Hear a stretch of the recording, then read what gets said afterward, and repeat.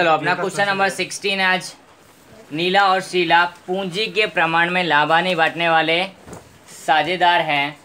निम्नलिखित सकल तलपट और समायोजनों को ध्यान में लेकर पेढ़ी का वार्षिक हिसाब तैयार कीजिए। तो पेढ़ी का वार्षिक हिसाब के लिए हमको 5 अकाउंट तैयार करने पड़ते हैं। तो उनमें पहला व्यापार खाता, लाभानी खाता, लाभानी वितरण खाता, पूंजी या चालू खाता और पक्की तलपट हमारे ये रेडी हैं। आगे देखते हैं। तो यहाँ पर हमको एक सकल तलपट दी हुई है, जमा बाकी दी है उसकी, और उधार बाकी भी दी हुई है। उसके ऊपर से बाद में हमको क्या दिया हुआ है, समायोजन दिए हैं। उन समायोजनों को सबसे पहले हम सकल तलपट के अंदर टिक मार्क करेंगे।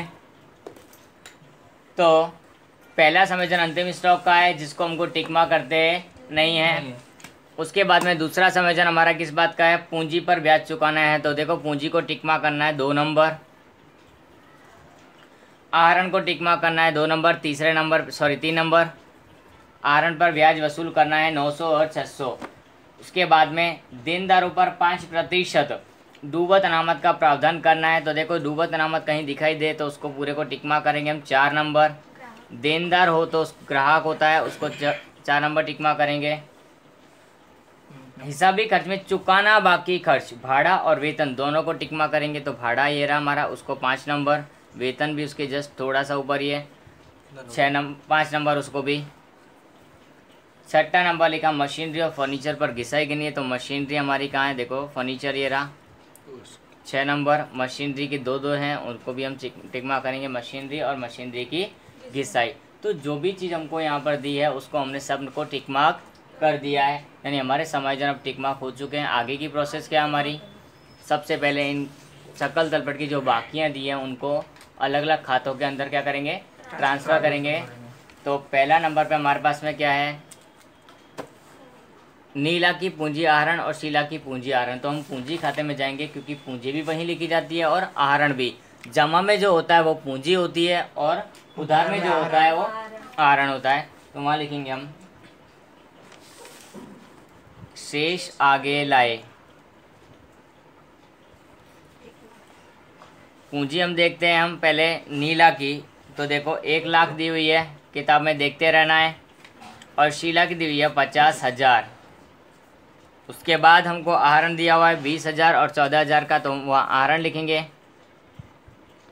आहरण खाता 20,000 और 14,000। नीला का 20,000 है तो 20,000 लिखेंगे, शीला का 14,000 है तो 14,000 लिखेंगे वहाँ पर। ठीक है, तो ये हमारी पहली जो बाकी थी वो हो गई। व्यापारी और ग्राहक यानी कि देनदार और लेनदार पक्की तलपट में आते हैं। उनमें से ग्राहक कहाँ आते हैं हमारे, ग्राहक यानी कि हमारे होते हैं देनदार। तो उनको हम लिखते हैं संपत्ति के अंदर ग्राहक यानी कि देनदार। कितनी रकम दी होगी उसकी, 90,000 दी है तो 90,000। उसके बाद में जगह छोड़नी है हमको। नेक्स्ट आगे क्या दिया हमको, व्यापारी यानी कि लेनदार। तो सामने की साइड लिखेंगे हम व्यापारी यानी कि लेनदार। पक्की तलपट में पूंजी दायित्व में 60,000, कोई टिक मार्क नहीं है, डायरेक्टली बाहर लिख रहा हूँ मैं। ठीक है, उसके बाद हमको क्या दिया हुआ है, नेक्स्ट माल वापसी। एक होता है खरीद वापसी, दूसरा होता है बिक्री वापसी। तो उसको हम व्यापार खाते के उधार और जमा में क्रमशः खरीदी और बिक्री में से माइनस करेंगे। तो खरीद माइनस खरीद वापसी और बिक्री माइनस बिक्री वापसी, इस तरह का हमारा फॉर्मेट में होता है ये। तो हमने दोनों को लिखना है। तो बिक्री वापसी की रकम कितनी है, 2,000 और खरीद वापसी की रकम कितनी है 3,000। जो भी दी हमने यहाँ पर लिख दी है 2,000 और 3,000, जो कि यहाँ लिखा हुआ माल वापसी 2,000 3,000। हुंडियाँ लिखी हैं। हुंडियों में 2 प्रकार होते हैं, एक लेनी हुंडी और देनी हुंडी। कहाँ आती है हुंडियाँ, पक्की तलपट में। लेनी हुंडी कहाँ आती है, संपत्ति पक्ष में। तो वहाँ लिखेंगे हम लेनी हुंडी। दूसरी चीज़ क्या हमारी, देनी हुंडी। वो हम कहाँ लिखेंगे, लेनदार के नीचे देनी हुंडी। रकम कितनी है लेनी हुंडी की और देनी हुंडी की 20,800। आगे चले। रोकड़ और बैंक दोनों लिखा है। तो देखो रोकड़ कहाँ आएगी हमारी, संपत्ति के अंदर। तो लिखेंगे रोकड़ कितनी है 1000 और बैंक BOD यानी कि BOD 14,000 है, वो हमारा आएगा यहाँ पर। नेक्स्ट डूबत ऋण और डूबत अनामत, ये हमारे लाभानी खाते में आता है और इसके लिए हम क्या बनाते हैं टाट TAAT। तो यहाँ लिखेंगे हम डूबत ऋण T प्लस डूबत ऋण प्लस डूबत अनामत माइनस डूबत अनामत TAAT A for adjustment, T for trial balance sheet यानी कि सकल तलपट और A फॉर समायोजन यानी एडजस्टमेंट।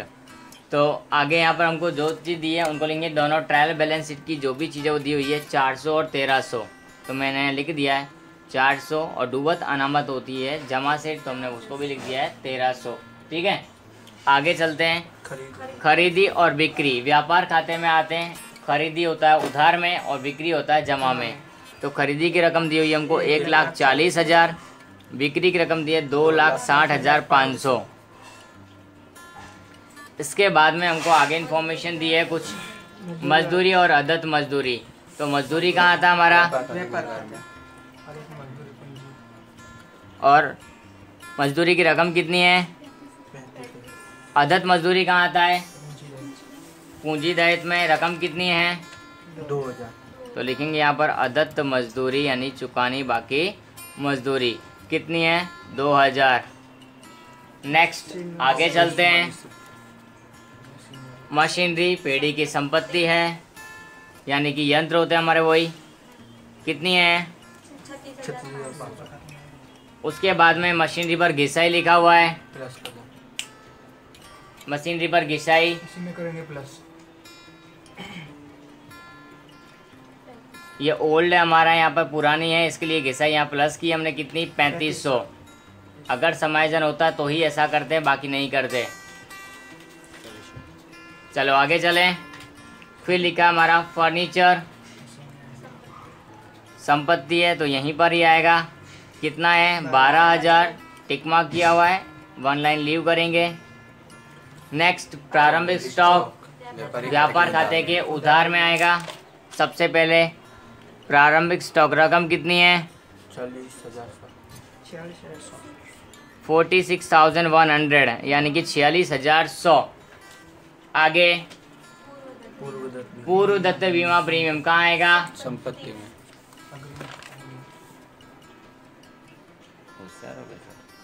पूर्व दत्त बीमा प्रीमियम 200।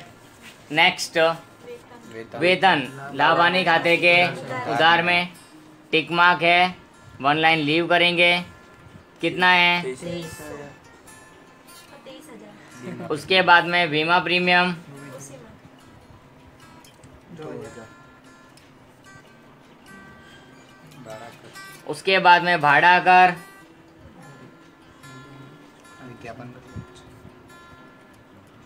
उसके बाद में विज्ञापन खर्च कितना है 2900। जो भी हमको यहाँ दिया हुआ है वो सब से देखना है, ठीक है। ख्याति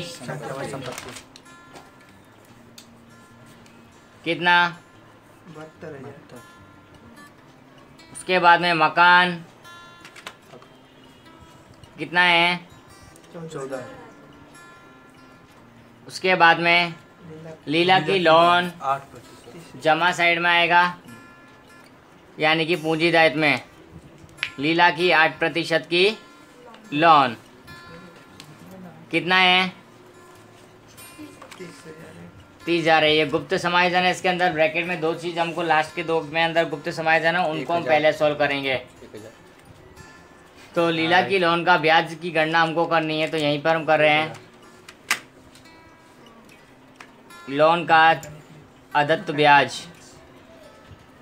ठीक है, कैसे होगा तो देखते हैं। 30,000 गुणा 8% है। अब महीने कितने हैं, तो लोन की तारीख है 1/11। लोन की तारीख कितनी दी हमको यहाँ पर 1/11, तो 11, 12, 1, 2, 3 5 महीने हुए, तो 5/12 बरोबर। तो 1000 जो आएगा उसको हम कहाँ लिखेंगे, यहाँ पर। इसकी दूसरी असर कहाँ होगी, लाभानी खाते के उधार में। यहाँ लिखेंगे हम लोन का ब्याज। क्या लिखेंगे, लोन का ब्याज। 1000।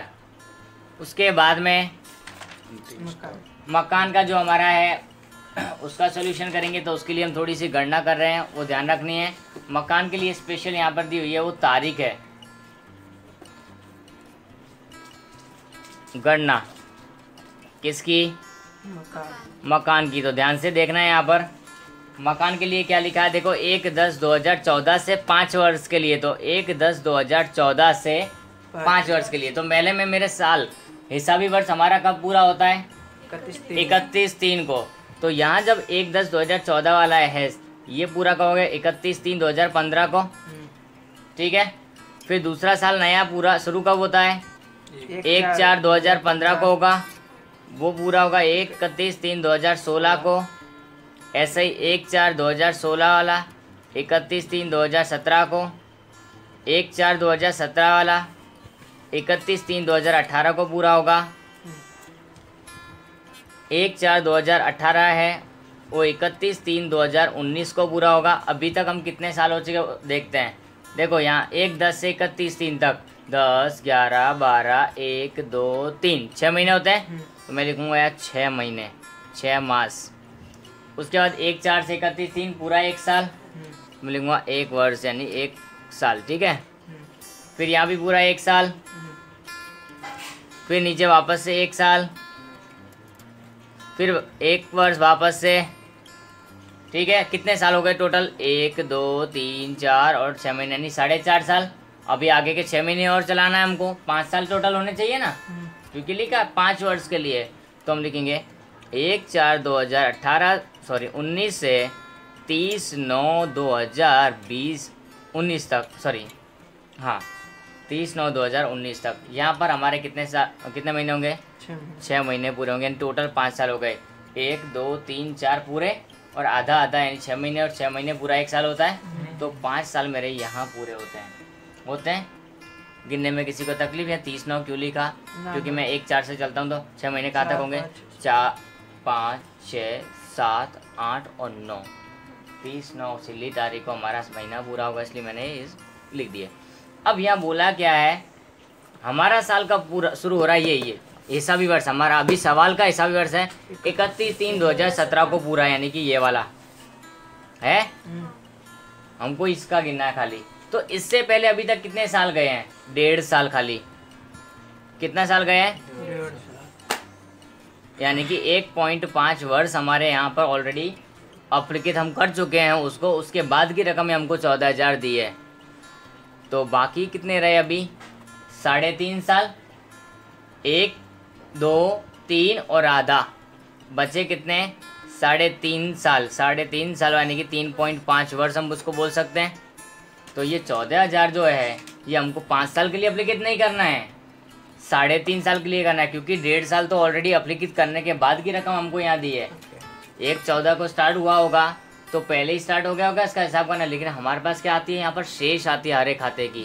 तो ये 14,000 हमारे पास एक शेष है, जो कि आने वाले 3.5 साल में उसको अप्लीकेट करना है, 5 साल में नहीं करना है, ठीक है। 5 साल हमको कब से थे, 1/10/2014 से थे, लेकिन हम तो शुरुआत कब से कर रहे हैं, 1/4/2016 से।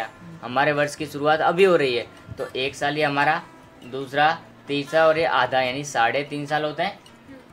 तो हम यहाँ जो 14,000 आया है, बाकी उसको 3.5 से भाग देंगे तो आएगा 4,000 हमारा, ठीक है। तो इस तरह से इसका हम करेंगे। मकान में से इसको माइनस करेंगे, समायोजन जो भी है उसको हम रेड पेन से लिखेंगे। तो लिखेंगे अपलिखित मकान, क्या करिए हमने, अपलिखित किया है। कितना किया है, गणना मैंने दिखा दी है, मैं यहाँ कोई गणना दिखाऊंगा नहीं, ठीक है। अगर शॉर्टकट में लिखना है तो लिख सकता हूँ 14,000, उसको हमने भाग दिया है 3.5 से। क्यों किया है 3.5, मैंने पीछे बता दिया है, ठीक है। अब इसकी दूसरी इफेक्ट कहाँ होगी, लाभानी खाते में क्या लिखेंगे, अपलिखित मकान। क्या लिखेंगे,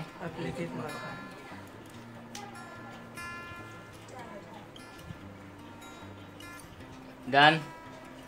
अब आगे चलते हैं थोड़ा सा, तो वहाँ पर हमारे समायोजनों की एंट्री करनी बाकी है, बाकी सब हमने पूरा कर दिया है। अब हमको समायोजनों को देखना है। उसमें पहला समायोजन है हमारा अंतिम स्टॉक 1,10,000 है, जिसकी बाजार कीमत 20% अधिक है। तो खाली 10,000। हाँ, तो 20% की वृद्धि है वहाँ पर, अधिक है। बाजार कीमत दी नहीं ना। 20% अधिक है ना बाजार कीमत। अरे कंफ्यूज क्यों करते हो? ओके। ओके, तो यहाँ पर हमको अंतिम स्टॉक जो दिया है उसके अंदर पहले लिखा है 1,10,000 और बाजार कीमत 20% अधिक है, तो हम यहाँ पर कोई चेंजेस करेंगे नहीं, हम कम कीमत को ही लेते हैं अंतिम स्टॉक के लिए। तो उसकी दो असर कहाँ कहाँ देंगे? व्यापार का 10 एक संपत्ति पक्ष में देंगे हम अंतिम स्टॉक 110,000 यानी 1,10,000। उसकी दूसरी असर कहाँ होगी? व्यापार व्यापार खाते में सर कहाँ पर? क्या लिखेंगे? अंतिम स्टॉक। रेड पेन से मैं समायोजन की असर दे रहा हूँ, इसलिए ध्यान रखना अलग है। आगे चले, आगे चलते तो नेक्स्ट हमारे पास साझेदारों की पूंजी पर 6% ब्याज चुकाना है। तो साझेदारों की पूंजी ये रही 1,00,000 और 50,000, उसके ऊपर हमको कितना ब्याज चुकाना है? 6%। तो एक तो असर यहाँ लिखते हैं हम, पूंजी पर ब्याज कितना? 6%। तो 6,000 और दूसरा कितना आएगा? 3,000 3,000। इसकी दूसरी असर कहाँ होगी? सामने लाभानी वितरण खाते के उधार में क्या लिखेंगे? पूंजी पर ब्याज। पूंजी पर ब्याज। रकम कितनी है? नीला, शीला 6, 3, टोटल 9,000। आगे चलते हैं, नेक्स्ट समायोजन हमारा वहाँ पर लिखा हुआ है साझेदारों के पास से आहरण पर ब्याज वसूल करना है 900 और 600। तो आहरण पर ब्याज हमको इन लोगों ने गणना करके दे दिया, कोई गणना करने की ज़रूरत नहीं है, सिर्फ 900 और 600 लिखना है। लिखेंगे क्या? आहरण पर ब्याज। गणना कर दिया है। रीड। प्रतिशत में नहीं बताया, नहीं तो बताना। इसकी सेकंड फैक्ट कहाँ होती है? लाभानी खाते के लाभानी वितरण खाते के जवाब में आहरण पर ब्याज तो नहीं नीला, शीला नहीं तो 900, 600, 1500। टोटल होता है अपना 1,500, 1,500। ठीक है, आगे चले। देनदारों पर 5% का डूबत अनामत रखना है, तो कोई बात नहीं, देनदार यानी कि हमारे ग्राहक यहाँ पर हैं, उस पर हम डूबत अनामत लिखेंगे 5%। 4,500 माइनस करेंगे 85,500 करके देखो। हाँ सही है। उसके बाद में दूसरा नामत दूसरी असर इसकी होगी हमारी लाभानी खाते के लाभानी खाते के अंदर यहाँ जो है डूबत अनामत, उसमें 4,500 यहाँ इसको प्लस करेंगे और 1,300 को माइनस करेंगे, इन दोनों को प्लस करके 3,600 करना बैठा के कैसे है तो कर रहा हूँ ना 3,600। चले आगे।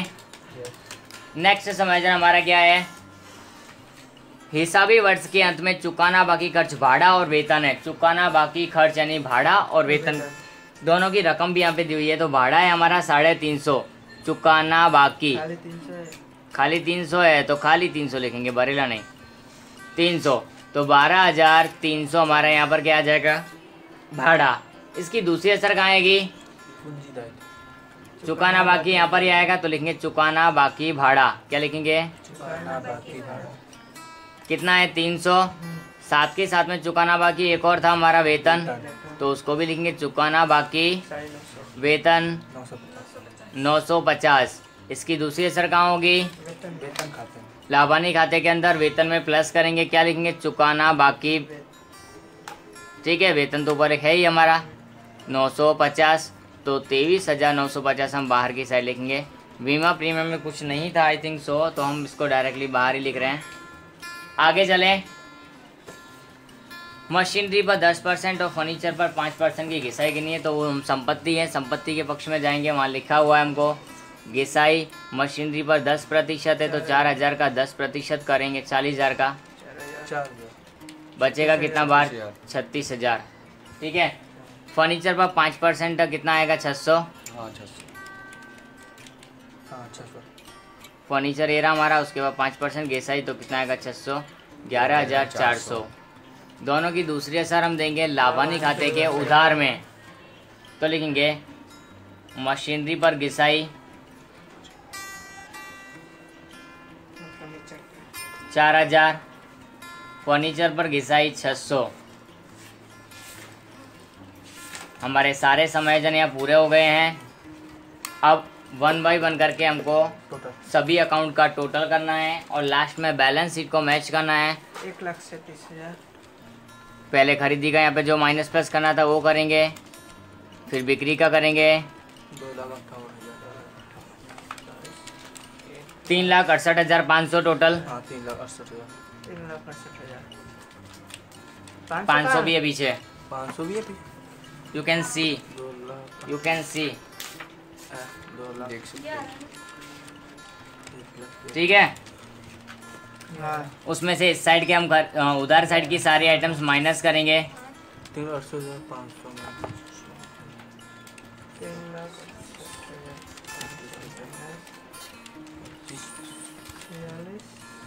1,50,400 नहीं 1,50,400 डिफरेंस आ रहा है हमारा, 1,50,400। उसको हम क्या बोलेंगे? सकल लाभ। क्या बोलेंगे? सकल लाभ। व्यापार खाते लाभानी खाते ले लाभानी खाते ले गए। इसको हम कहाँ ले जाएंगे? लाभानी खाते। इसके लिए क्या लिखेंगे? लाभानी खाते ले गए। अब इसको हम क्या लिखेंगे? लाभानी खाते के अंदर लिखेंगे, यहाँ पर क्या लिखेंगे? सकल लाभ व्यापार खाते से लाए।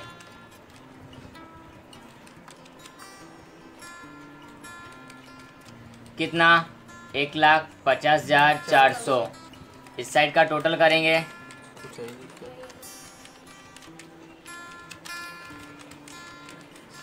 करो तो इस साइड का टोटल, सब खाली जगह को भी देखना। ठीक है, तो 1,50,400 हमारे पास आया है। टोटल वही का वही रहा। कोई 96,500 का। यस, 96,050 हमारे यहाँ आ रहा है डिफरेंस। उसको हम बोलेंगे शुद्ध लाभ। क्या बोलेंगे? शुद्ध लाभ। कहाँ लेके जाएंगे इसको? लाभानी वितरण खाते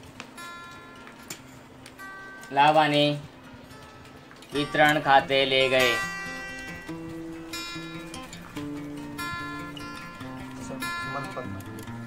ठीक है, तसल्ली रख, तसल्ली। यहाँ क्या आएगा अब? शुद्ध लाभ। इसमें थोड़ा सा उसने दिया ना। लाभ हानि खाते से लाए।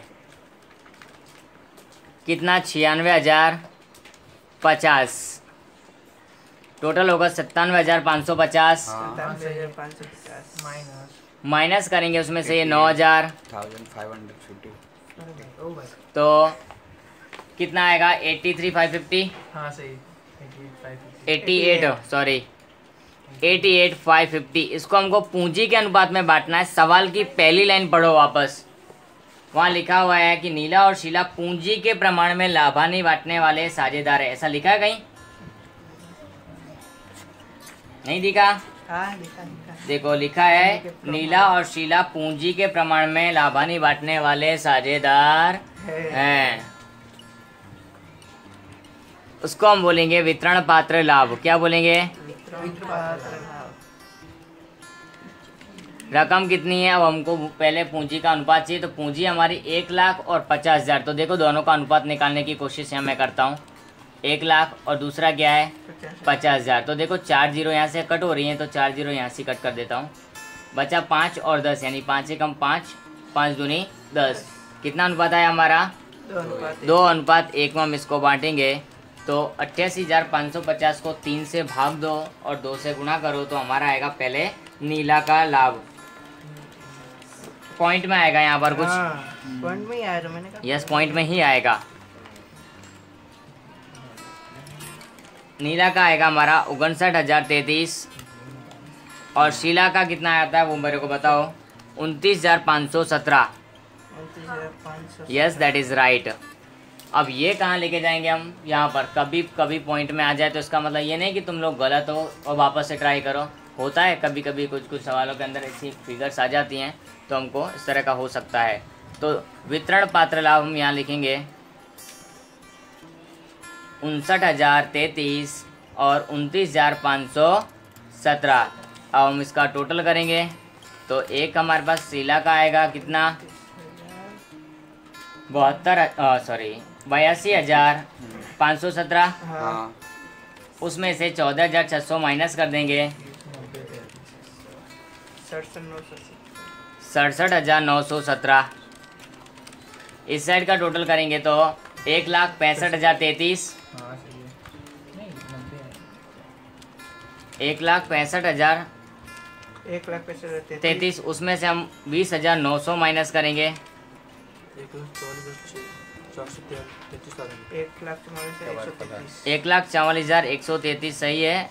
433 ओके 433 है तो 433 हम यहाँ पर लिख 133 आ रहा है। 133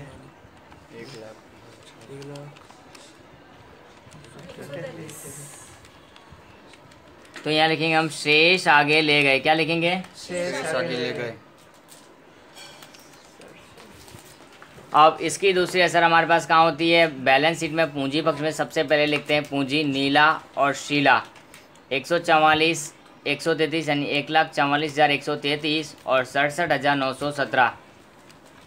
2,12,050 2,12,050 हमारी दोनों की कुल पूंजी हो रही है। अब इस साइड का पूरा टोटल करेंगे हम।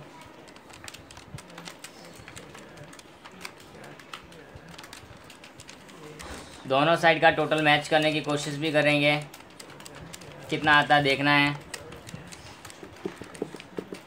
पूंजी दायित्व 3,14,100 3,41,100 3,41,100 आ रहा होगा हमारा इस साइड का ना। हाँ मैंने इसका किया है। ओके यानी दोनों साइड का टोटल हमारा यहाँ पर मैच हो गया है 3,41,100।